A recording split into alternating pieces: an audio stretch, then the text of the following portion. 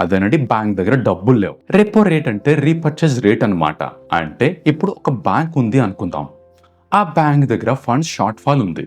అదేనండి బ్యాంక్ దగ్గర డబ్బులు లేవు. అదేంటండి బ్యాంక్ దగ్గర డబ్బులు లేకపోవడం ఏంటండి అని అనుకోవద్దండి. బ్యాంక్స్ దగ్గర మనీ లేక చాలా బ్యాంక్స్ క్లోజ్ అయ్యాయి కూడా.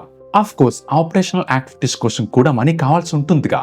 అదేనండి ఎంప్లాయీస్ శాలరీస్ అని, ఆఫీస్ మెయింటెనెన్స్, సిస్టమ్ సెక్యూరిటీ ఇలా అన్నమాట. మరి అలా మనీ లేని టైంలో బ్యాంక్స్ ఏం చేస్తాయంటే అవి కూడా వాటి దగ్గర రిజర్వ్స్ లేకపోతే గనుక లోన్స్ కోసం రిజర్వ్ బ్యాంక్ ఆఫ్ ఇండియా అదేనండి ఆర్బీఐ వైపు చూస్తాయి. అప్పుడు ఆర్బీఐ కూడా బ్యాంక్స్ కి మనోడేగా, మన బ్యాంకేగా అని ఫ్రీగా అయితే లోన్స్ ఆఫర్ చేయదండి.